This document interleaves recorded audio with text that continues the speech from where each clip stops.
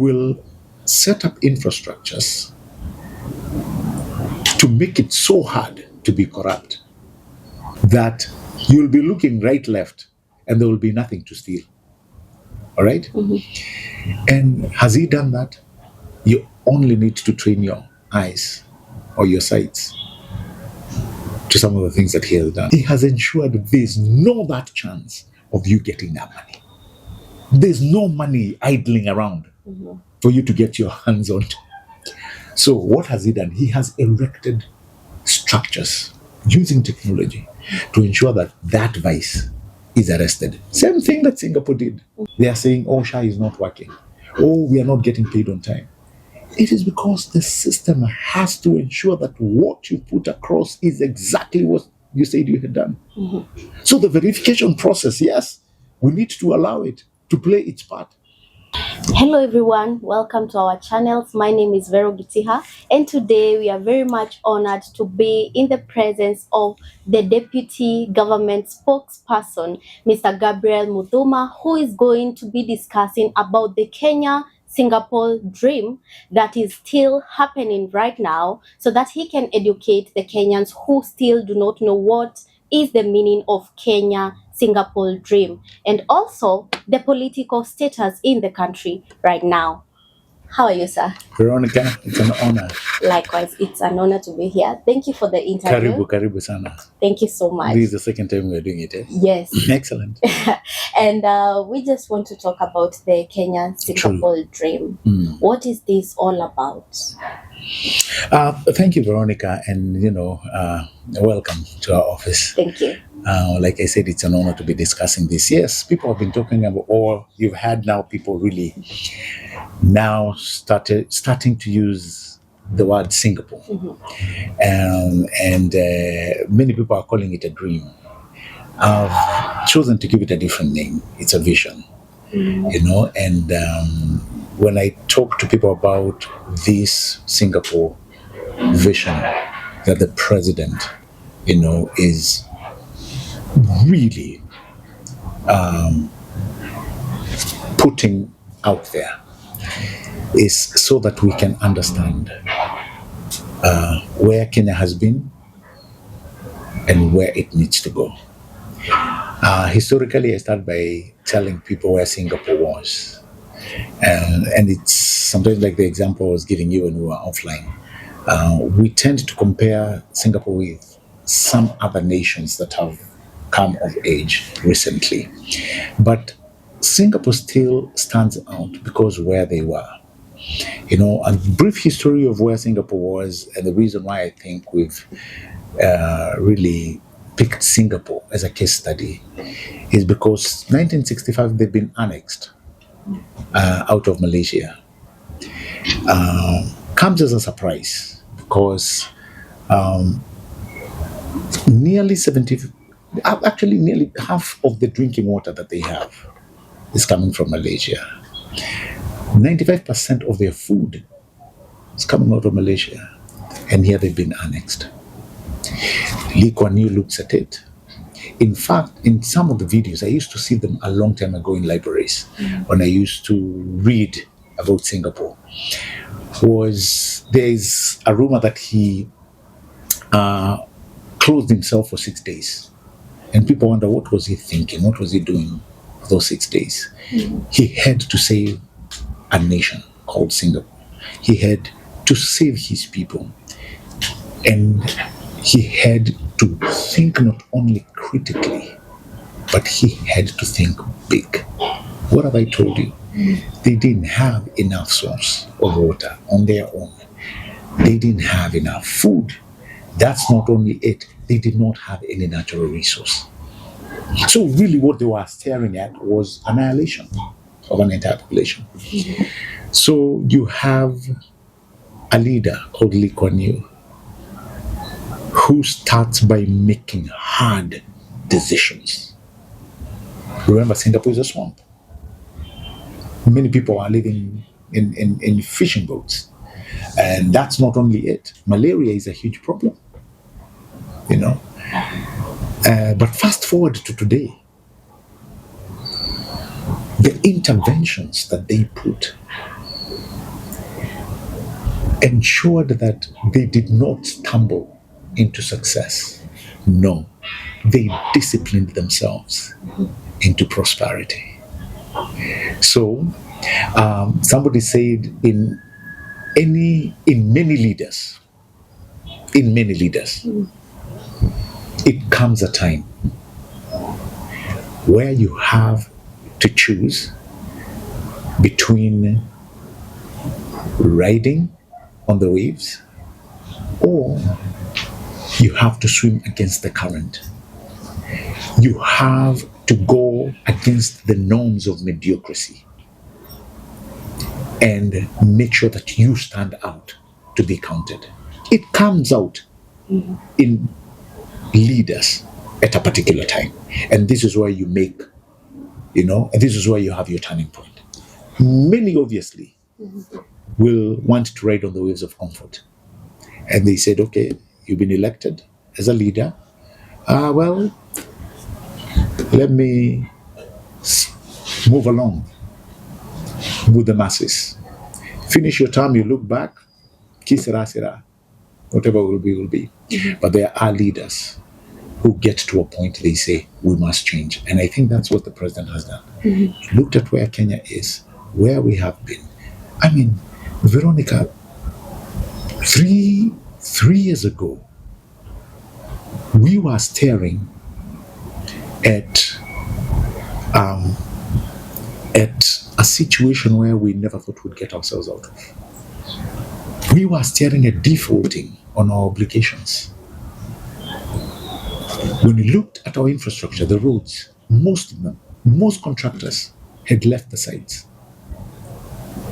Things had stalled. Pending bills all over.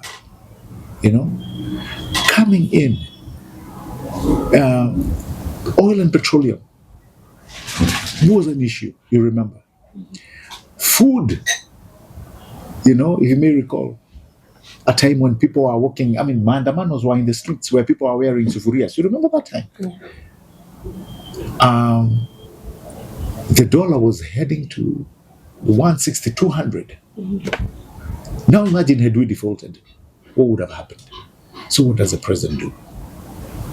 Initiated a raft of interventions. And guess what? Today we are here because somebody made the hard decisions. Remember, there were not popular decisions. There were hard decisions. And guess what? I can guarantee you today, history will remember that we had a man who made hard decisions when time mattered. And when it comes to the Singapore vision, as you said, it was built on discipline. Correct. And zero tolerance to corruption. Yes. What is Kenya prioritizing on right now?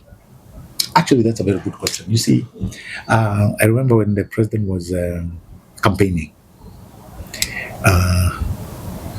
there was a time he used to say that he will set up infrastructures to make it so hard to be corrupt. You get? Yeah. That you'll be looking right, left, and there will be nothing to steal. All right? And has he done that? You only need to train your eyes or your sights to some of the things that he has done. Number one, look at e-citizen. When we were coming in as an administration, only about 400 citizen-facing services were onboarded onto each citizen. Today, 20,000 plus. That just tells you, you have removed the biggest or the largest impediment that was making people to be corrupt, where they were spending money at source. Now, you are interacting with technology. Put in money, it goes directly to Treasury, the government coffers. It's no longer a case of where money used to come to an MDA, they start spending it. No accountability, nothing. So how do you fight corruption? Many people will be like, Mr. President, fight corruption. And I have said it many times. And sometimes people think it's controversial. But Veronica, let me tell you what. If today I'm in a department and I steal 1 billion shillings, for example, do you know, if I'm working for the president, do you know the best the president can do is to fire me from my job and ask the investigative arms to take charge? Now, we've known people who can manipulate institutions. And before you say cut and a half, they are back walking free. Yeah. But what has the president done? What has the president done? He has ensured there's no that chance of you getting that money. There's no money idling around for you to get your hands on. So what has he done? He has erected structures using technology to ensure that that vice is arrested. Same thing that Singapore did. Same thing that Singapore did. If you look at what I've told you, money goes directly to Treasury. You have to request it for usage, which is actually a very good thing, because now once it gets there, there is accountability. You see, just the other day, even though some cartels, and allow me to use that word, and I'm using it very strongly, ran to court when we were implementing the e-procurement. Now remember, previous administrations have tried. It's been an issue. Oh, remember there was a time when all accountants and procurement officers were sent home. What changed? You know, the money that kept on missing. You had a time when the leader of this country at one point said they were losing 2 billion. The president said he will not have that in his administration. He did something. So he instituted the e-procurement. And guess what? That is going to solve so many problems that people don't know exist. On e-procurement alone, you're bringing it now to fruition where I will know who supplied what. There is a chain. It's in the open. Remember back in the day, things were happening in offices, files missing, you don't know who did what. Some would pluck out papers from files and you end up losing attendance. I mean, it was really it was a very, allow me to say, a horrible space. But now technology is assisting. That's not only it. Look at where SHA is. Look at the technology coming to help solve that problem. It's not just talking about corruption. It's setting up structures to ensure that you deal with corruption at source. For instance, you remember we talked about NHIF, how it had become, hospitals would lay so many fake claims. And the president has talked about it, where you had facilities that had more accountants than doctors, where they would claim that they have done nearly 40, 50 surgeries. Yet when you look at that place, saying that they've spent or they've done, such services, you realize even a theater they don't have. But now you've put in a system that is going to arrest all that. You just saw the other day, people coming, many people complaining. And all they are complaining about is they are saying, oh, SHA is not working. Oh, we are not getting paid on time. It is because the system has to ensure that what you put across is exactly what you said you had done. So the verification process, yes, we need to allow it to play its part, And so by erecting these structures, like you talked about corruption, which was a very big thing, on his part, the president has done, or he's doing his very best to set up these structures. Now, we need to ask the institutions that are mandated by the law to also come in and ensure that those people who have been found culpable are dealt with. They need now to take up that mantle. If people have been found to be corrupt, once the justice system takes over and there's enough proof, the investigations are done, above, as per the law and above par. The next thing we need to arrive at is convictions. We need to see people, and here I'm talking about whether it's government officials. I'm talking about the middlemen, the cartels.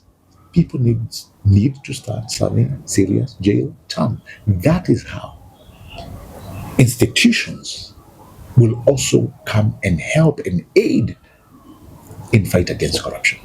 Because let's face it, the president alone cannot do much. Because once he fires you, then what? You get? Yeah. So at least on that one, I am glad there's something happening.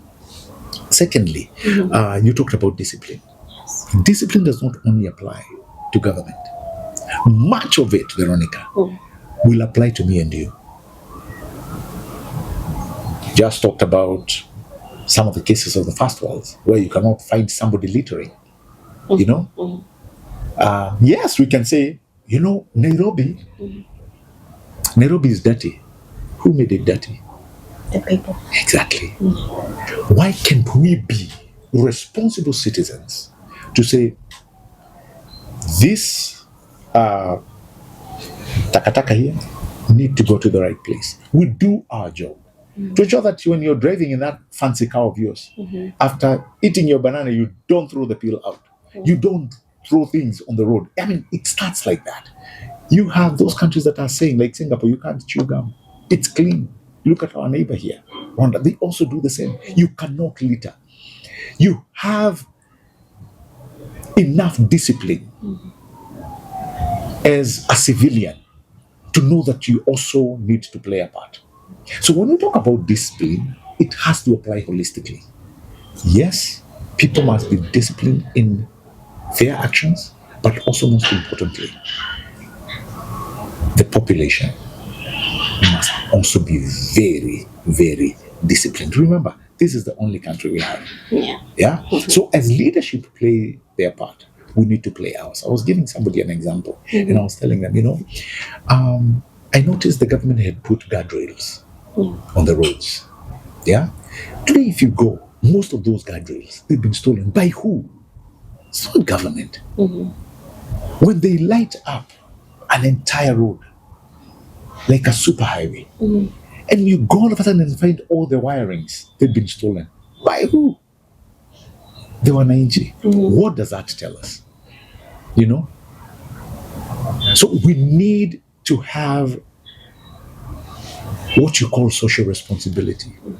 Most nations of the world who are into that realm of the first world, they have exercised that to the highest of percentages. Social responsibility. See ati unakaa unamoshwa unagonga. And I know sometimes I talk to young people about this. Sometimes it makes sense. You want to cross the road kukimbia katikati ya barabara. And yet, on top of you, there's a footbridge. So you wonder, how many minutes would it, have taken you? And here, you're doing it safely. You remember when Kibaki finished the Thika Superhighway? What happened? There were so many accidents until a meeting was called to see how are we going to look in this situation. How are we going to ensure that people don't die on a daily basis? And footbridges were built. So what does that tell you? People sat down. Statistics were there. But are we responsible enough? Because even today, you see people running across a superhighway. And then you wonder, if you're hit, the first thing you will say, oh, serikali. No. We need to be responsible, when it comes to such matters. As the government is playing their part, let us also play our part. Mr. Gabriel has spoken about how you talk to the youth. But in this vision, where do we have the youths who have gone to school, studied, and they have worked on their crafts, but still they do not have jobs? And it also comes to a program that has been running called the NYOTA Fund. Correct. Please just give us just explain it. How does this NYOTA Fund? Why does this NYOTA Fund only help the people who have not gone to higher level, who have not done higher level of studies, and it's helping the people who have maybe reached class 8 and form 4? How does that work? I mean, good question. Where do the youth what part do they play Yes. in the grand scheme of things and this great vision of taking Kenya to the first world? Definitely, they are. In fact, they are in the middle of it because they say, the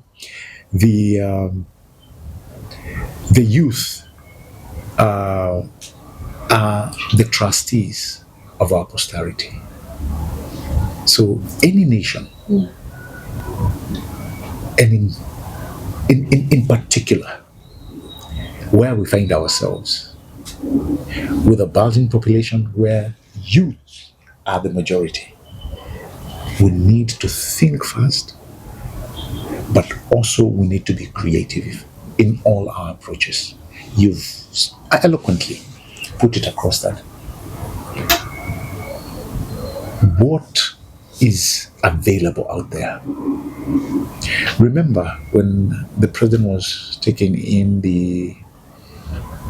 was coming in, just sworn in, some of the challenges that confronted him was that bulging population. When you look at an intervention like the housing, this is a principle borrowed first worlds. This is what they did. If you look at both, even the country that we talk about, Singapore, in the US, after coming from the Great Depression, this is what they started doing, infrastructure. But most importantly, housing in itself. It is actually a serious economic ecosystem. Many people may not realize it. Because I have even had an elected governor, saying that, Mr. President, we don't need these houses. We need you to build industries. Now let me ask you a question, Veronica, because I know you've traveled across Nairobi. Yes. Do you know a place called Industrial Area? Yes. You know it very well. Yeah. By the east, it's surrounded by many slums. Do you know that? Yes. Yes. By the west, same thing. Yeah. By the north and south. Yeah? Kibra, you name it. Mokuru, you name it. All these slums. Most of these people, when you're going to school or when you're going to work in the morning, you see a sea of humanity trekking to go where? Work. To industrial area, Yes. correct? Yes. So to accept that philosophy of that governor, to accept that idea would mean then that all the people working in industrial area should be able to afford homes, right? Yes. But that's not the case. That's not the case. Because he's saying, sisi tutajijengea manyumba. How? The people already working in Viwandani are not able. Yet in the slums and the shanties where they are living in, they are paying more. We've had cases where somebody is paying 4,000 for a place that you don't have running water. You don't have the social amenities, but you're paying that amount. Affordable housing and social housing has changed that. Running water. We were with you, Moko. Yes. You have, now it's actually like a model mini city. Yeah? Running water. You have piped gas. All social amenities. Security. Is you don't need to leave your house to go to the toilet. You don't need to leave your house to go take a shower. Everything is there. But the true genius behind this whole thing is, with time, you will own that house. When you look at Singapore, 80% of the population, they live in government housing. What does that tell you? Yeah? So it's a policy very well thought out and very well applied. Yeah? So move on to the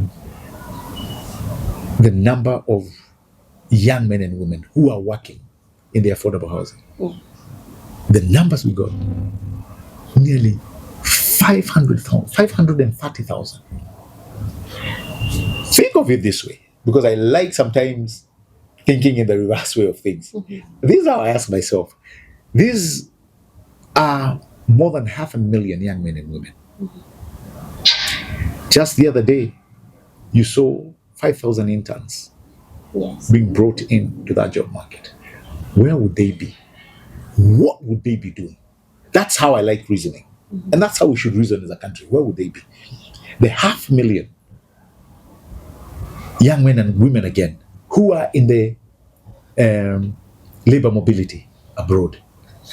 Yes, I know many people have been pointing fingers at the president. Oh, that's brain drain, that's brain drain, that's brain drain. No! Imagine the kind of experience these young men and women will bring back home. You get? Yeah. So, if you look at just those two spheres, now add the NYOTA. Yes. You've not even talked about the hustler fund. Yes. You've not talked about the new young men and women who are now becoming farmers because it now pays. Right? And you are not talking about the thousands of young men and women who are taking digital jobs. And they are doing so because an infrastructure has been created. The president is so keen about realizing the 100,000 kilometers of fiber connectivity across the country. Do you know what that will do? That now, with what we have been told by the statistics, and really that's what sometimes, I mean, when we shine that reality against our reality, it's sometimes gory. When you take the statistics and they are telling you, within the next 15 years, Veronica, the youth population will be leaving, nearly 70% of the youth population will be coming to the urban centers. Where are they going to live if we don't think the way we are thinking? You know? Yeah. Where will they be living? And that's why you see the president is very deliberate. In each and every county, guess what? In each and every urban center, these houses are coming up. And it's not only houses, you have markets, place where they will do business. You have hostels. Now you can go to a hostel, very well piped with the internet and all the amenities that you need. And you can work for companies abroad. And at the end of the day, keep thinking, money comes into your account, whether in dollars. Yeah. I mean, so I've given you a raft of interventions that the president has done with nobody else in mind but the youth. When you come to NYOTA, and I'm glad you picked that demography, because it's very targeted. For the longest, Veronica, you've been in this town. Any person who was to ask you for a favor, and I know you've had an aunt, uko Nairobi, simtafutie mtoto wangu kazi. The first thing ulikuwa unamuuliza, even if you know a friend, do they have papers? You remember that was the thing. Do they have papers? Yeah. So what does that tell you? There was this demography that has been left out for yonky years. Everything the president is doing is very deliberate. You have people who have skills, and we have seen. You had the tales in these affordable sites, affordable housing sites, where somebody comes and they know nothing. There's on-job training there. And for 2 to 3 years, that person is being taught by some of the best engineers. You had engineers. You had electricians on site. Quantity surveyors. All of them are on site, and they are working with people who are being put like on an apprentice. After 3 years, that person has gained more knowledge than many people will ever gain inside a classroom. You agree with me? Yes. So, what do you do after that? On-job training, certification. Again, NYOTA comes in. So this guy has learned for 3 years about plumbing, And from that, he's moved on to another site to do plumbing. Before you say cut and a half, he's a supervisor in the plumbing division. Yeah. Guess what? He does not have any certificate to show for it. But imagine, after working all that for all that long, you now give him a certificate, something that he can now go and show a would-be employer. Yeah. Or he wants to set up a small plumbing company. He will have something that starts him off. Something he will never have gotten. That's a great initiative. And I can guarantee you, the way this NYOTA program is going, it will be a game changer. Now move to where many people are saying, oh, you give somebody 25,000. Obviously, the 3,000 is going saving. And there is a state follower, is as powerful, as the follow through. You've gotten some money. You've started your small business. It is growing. Few challenges here and there. People come and visit you. They are doing a follow through. They want to know, Veronica, biashara imefika wapi? What have you been able to do with the money? Oh, really? This is what you've done. Oh, this is the challenge you're getting. We will see how to assist. So there is somebody who's walking with you along this journey. I mean, you have been put on a path to success. The only thing required ni wewe kujituma. So imagine the only thing holding you back, is your point of reasoning. That's the only thing that can hold you back. Is the discipline, responsibility required. That's it. And that's why you see the president sometimes uses a banter and tells you, oh, you'll get this money, and people start calling you names. Atuanza kukuita mzeia, Buddha, ni aje unaanza kuitwa balozi. Ati bei na bei. So, I mean, the people who have gotten this chance, ours is to just, give them tiny motisha. Put it into proper use. I don't know whether you were in Kasarani on last week. Yes. Where this young man was giving us the story of the pig. Yes. And even before he gave that story, I had watched a video 2 weeks prior of some guy going nuts.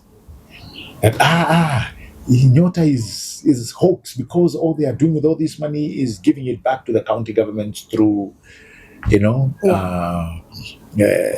through these charges. Yes. But you saw the governors there. And one thing that they all agreed in tandem is that they will not impose any charges. Yes. Music to so many people who are now into the NYOTA program. Because that young man, in fact, his major problem with that kind of money was to pay those fees. For the papers, yes. Yeah? That certification and what have you. But now, you had him tell the president, with this amount of money, tunaenda kununua nguruwe zingine. What does that tell you? This is somebody who already has an idea of where they want to go. Veronica, I keep regurgitating this. I met a young man in Kirinyaga. And this young man was showing me his spreadsheet. He had started with some money he borrows. He uses the hustler fund a lot. And, he has to keep paying. But he makes profit, minimum profit. And he was telling me all he needed was a boost. And NYOTA came at the right time. He said, if I get this 50,000, sorry, Gabriel, mark my words, in 18 months, I'll have money ndakuwa na kuonyesha pesa unastuka. Yeah?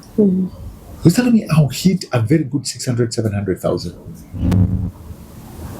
And when you look at him, his eyes shine of promise. It's something he had been doing, though not in large scale. So imagine you've given him a boost. And remember, there was a time the study was done. I can't remember who did the study. And it showed that the average borrower back then on Fuliza and on these techno services, money lending services, the average borrower, Kenyan borrower, per month was 8,000 shillings a month. 8,000 shillings a month. Now imagine you've given somebody 50,000, a boost of 50,000. Do you know what you've done to these people? In fact, you've given them stock for like 8 months. That is something these young men and women will forever be grateful for. And I pray that many of them will put these funds into proper use. So you can see all those, and all those areas that I've told you about. The majority who are picking them are the youth. Now, when you come to Hustler Fund, even though the Hustler Fund now is on another scale, similar to NYOTA, the true genius behind Hustler Fund is what we were doing when we were in college, where you would get a credit card, Maju. And like my credit card had only $200. But it taught you responsibility. You know why? Every money you pay back, every spend you do, something else was coming into play, and that was your credit rating. This is the same principle with Hustler Fund. Now, I've had many people being used by politicians. They forget the genius behind it is your credit score, is your credit rating. That years after you become responsible with what you are borrowing from Hustler Fund, it will be a sure guarantee that you can walk in any commercial bank and get a loan without collateral. Imagine you have been a faithful, contributor, or you had a faithful account on the Hustler Fund. Borrowing, paying back, and it moves on. Remember, there's a savings side as well. And you've been paying back, building your rating. You work in a commercial bank, the only thing they will be looking at is your credit rating.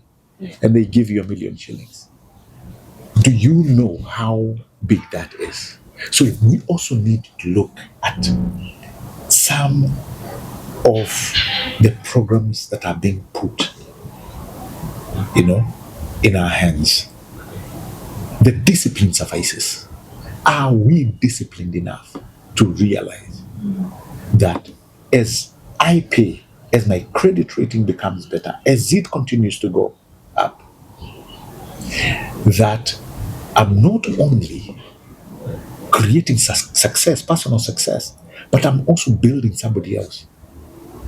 With such in mind, I think our young men and women have everything to look forward to in some of the offering that this administration is giving. And they are heavy and huge. And when it comes now, the government is, as you say, you have done a lot of projects, NYOTA Fund, the SHA, affordable housing, but there are still critics. Yes. What is the government of Kenya doing to bring confidence to the people? Despite their critics. You will always have critics. The good point, though, it was an amazing wise saying that somebody said, it's not the critics who count. It's the man in the arena. And I love that.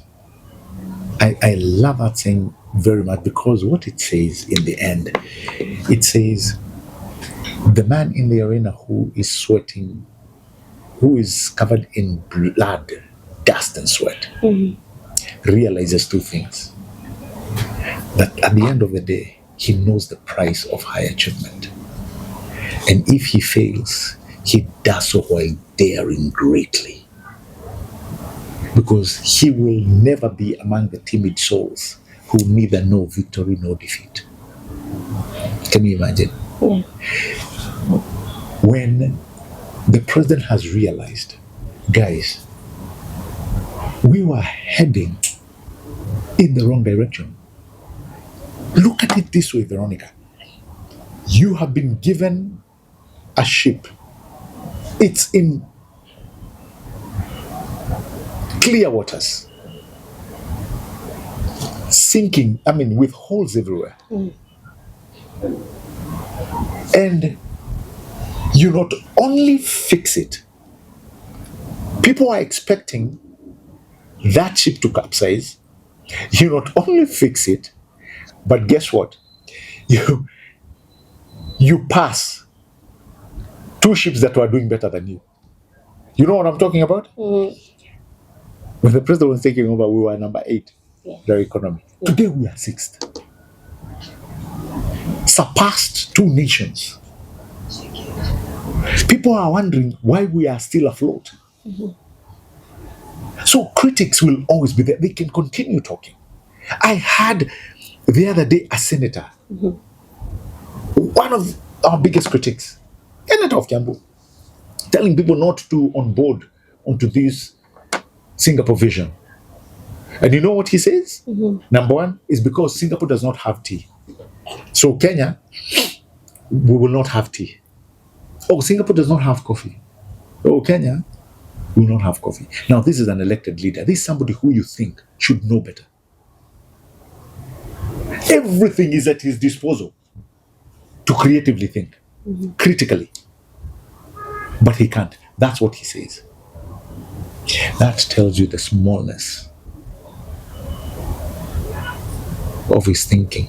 And sometimes I call it the weight of mediocrity.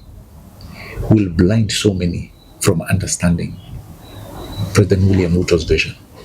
But you see what? That's not our work. Once you've trained your sights to taking a people on this journey, you can't be sidetracked. You can't be sidetracked. And that is why I like when you talk about many people giving examples. We started with giving examples, right? Yes. We said, look at Dubai. When will you ever be like UAE? Or be like Qatar? And be like Paris, London, and all these other first world countries. It's good to give these examples, Veronica, but people are afraid of using the principles that these people applied, these nations applied to be great. Yeah. So that's all we are doing. And a great wise man said, when it comes to matters style, flow with the current. Matters principles stand like a rock. That is what my president is doing. Let the critics do what they may. Let them talk how they want to talk. But tell you what, Kenya is now being steered clear of the turbulent waters. We've left that behind. All of us at some point thought we were going to sink. It was very hard when we were starting to tell people that we are planning to build a very modern stadium. Might actually be one of the best stadiums in the world. But guess what? A few months later, we have it. Go to Bomas, see what is coming up there. Be one of the most amazing conference centers in our region. Politics has played part of it today that we don't have a new airport. But guess what? We are starting a new airport. We are going to change this country, so help us God, with critics still yelling, haiwezekani. And let me tell you, when I tell people, when somebody does not have the testicular fortitude of seeing what a great country can become, it does not matter what you tell them. It does not matter. Ushasikia watu wakisema kupigia mbuzi gitaa. Exactly. So we would be doing ourselves a major disservice. Kushiga gitaa tunapigia mbuzi. You can't. No. We move with the people who believe in this vision. And guess what? With time, all the rest will look and realize, These guys were actually serious. Guess what? Yeah, they did it. Nelson Mandela teaches a very good lesson. And this is what he says. It all appears impossible until it is done. Yes. Let them watch. And time is running out. Time is out. And just a little bit about the political status of the country. The politics of things. Yes. Where are we heading to political-wise? We have the different political parties right now. Yeah. And where are we heading to? Veronica, to be honest, our democracy, this is what we said we wanted. Yes. In terms of democracy. My opinion on this one I would give you is, what would be best for Kenya when it comes to the political formations? I remember at one point, the president was so keen on this that a nation like Kenya, even though we are still struggling with democracy, to be honest, is to have just like two big parties, three if you will. And here this is my opinion. I'm not telling people, no. And these parties are formed based on deliverables, state promises, and great manifestos. Because apples to apples, if you compare the manifestos 2022 of what Azimio had and what Kenya Kwanza had, they actually believed. Actually, you could have married the two. Housing was discussed. Universal healthcare is part of it. Quality of life, of living, high quality of living. Part and parcel of these manifestos. So sometimes you wonder, what is the big problem? Why can we all just say, guys, let us come together on this common vision? And do what? And create or build a better country that all of us are going to be grateful for.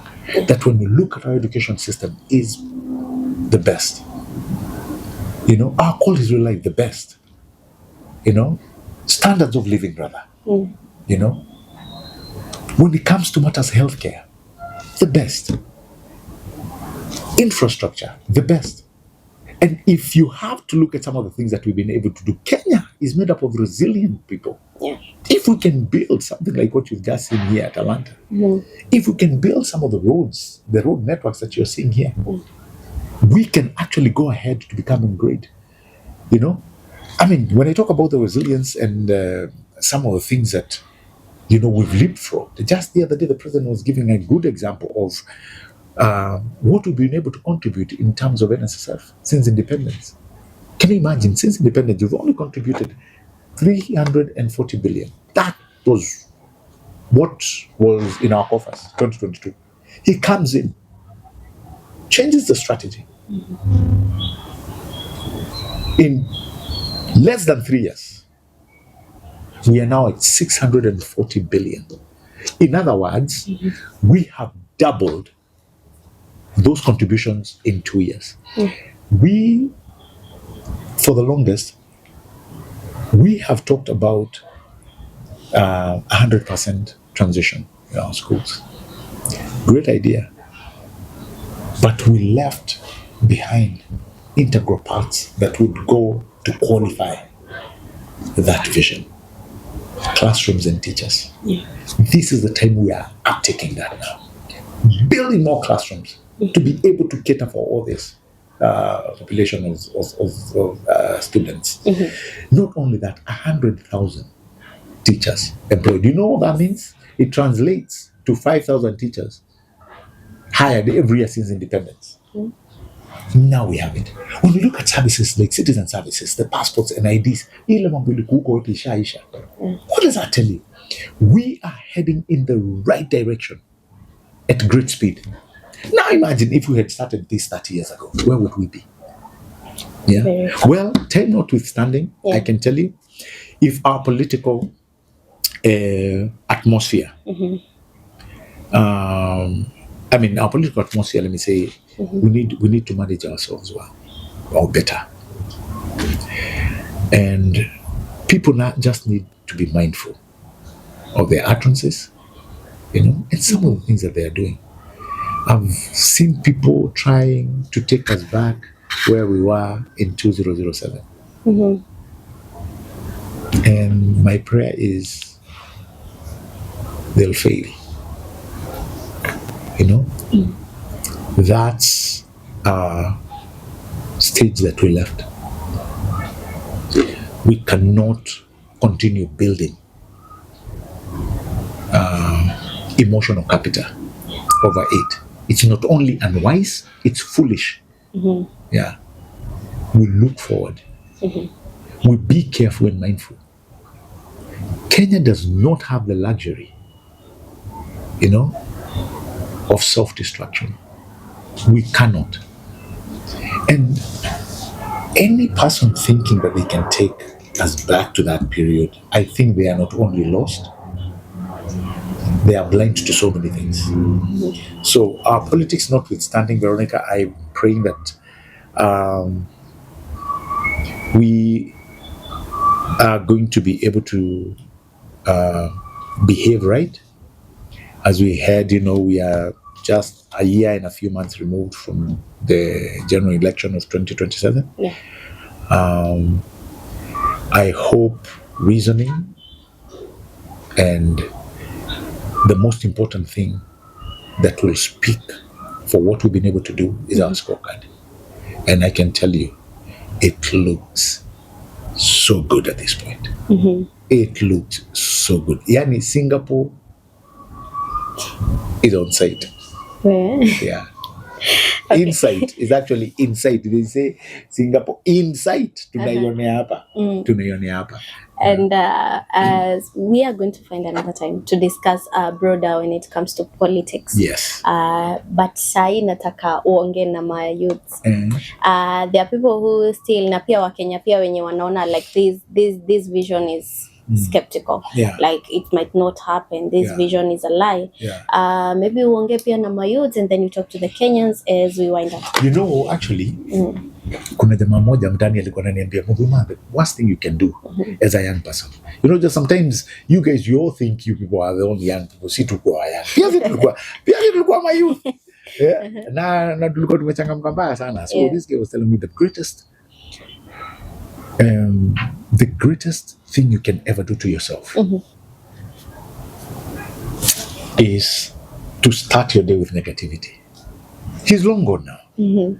But many people may remember him. He used to be called Bob Mundo, the man who started MISA, Mathare Youth Sports Association. And he used to tell us, every day you wake up, Veronica, and this is to the youth, umepatiwa, you're given two opportunities. One, to be positive or negative. Yeah. It's your choice. Choose ni gani unataka. And we were taught that sometimes positivity brings positive energy. And I've come to realize it's very true. So majamaa kama mnanisikiza, this is very true. Nikiamua ndaamka, niingie mtaani ama naenda mahali naenda gloomy, nikiona mtu hata kama sijakunywa chai, nikiona mtu sitaki kumsalimia hata kama ni best yangu aishia, I'll be like that for the entire day. If I wake up and choose to be, ni aje, unaendeleaje, mimi niko poa, nini ati niko fiti, uhai, niko sawa, mimi si mgonjwa, nini naenda kuhaso, na hope Mwenyezi Mungu atatuonekania. When you build such positivity, you pull that energy.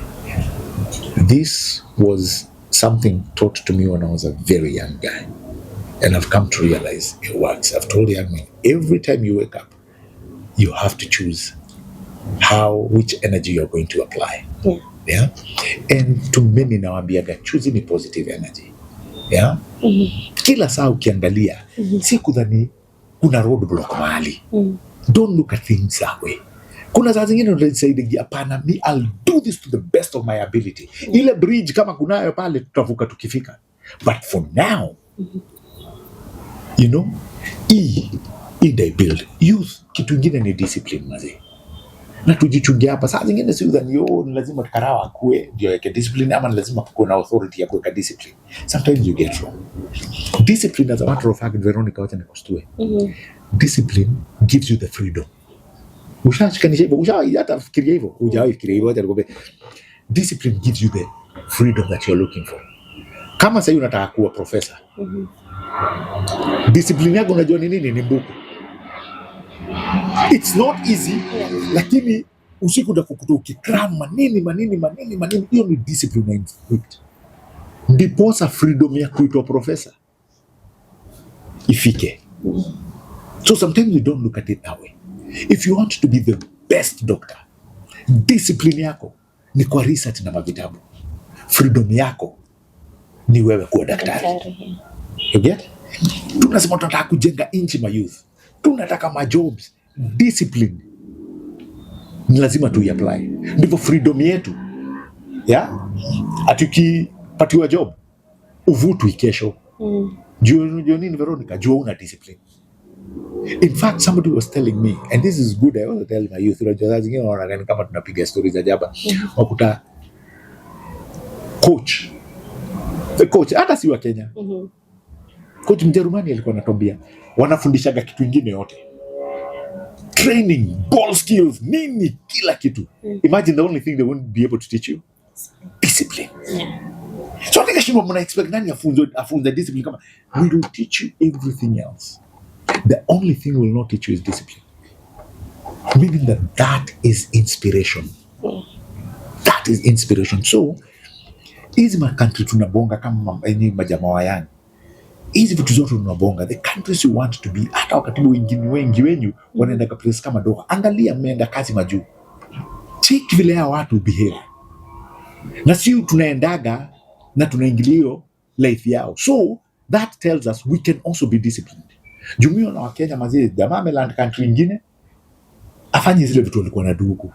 Ati umetoka umekata maji ya sukuma unarusha nje ya dirisha. Meaning that we can learn. Tunafuata kanuni za barabara. Za hizo countries zingine, saa zingine watu huenda majamaa wa yangu huenda. Meaning pia hizo kanuni tunaweza fuata hapa. So discipline is very important when it comes to our personal growth. But most important kwa my youth, hii negativity mingi tuiache. Kama tunataka kurealize hii kitu Urezo ametuambia, hii guys, na Urezo ako na mafacts, ako na data, anaambia guys tunaweza fika hapa. Hata mimi naamini tunaweza fika hapa. I so wholeheartedly believe that we can get there. Najua anasemaga uongo. Leo utasema nini ni uongo? Utasema hii barabara imefanywa hapa, sasa umeiona imefika paka hiyo side na nyuki, utasema ni wako. Ile barabara tulikuwa tunacheza nayo ukisema ati Modogasha sijui nini si watu ni wako sasa meongea barabara ya Rironi si shanza Talanta Stadium, si ndio hiyo? Na nilikuwa naambia watu, by the way, juu hii tulibonga sana na Wakenya.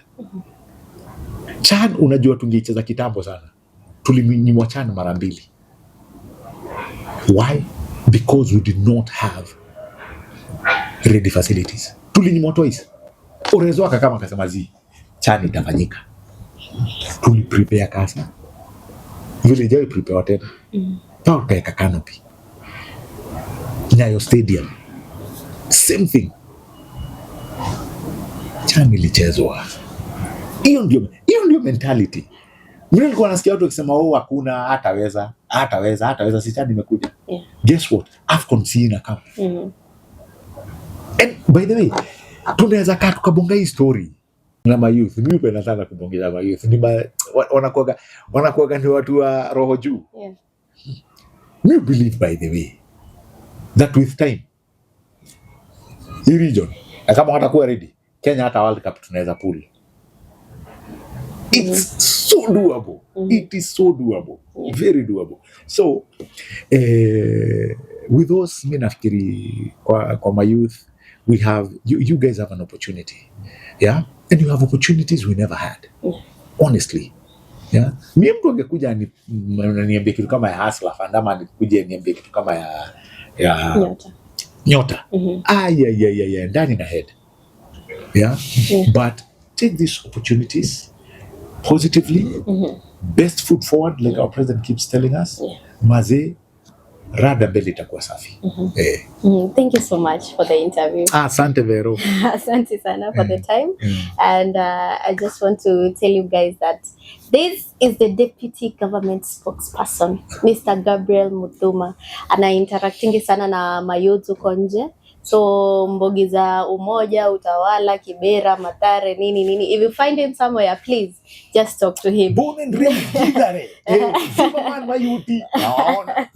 Yeah, he's a very youthful man. He's energetic. The vibes are real. And don't forget to subscribe to our channels. My name is Vero Gitiha, and this is VJ Live. Bye bye.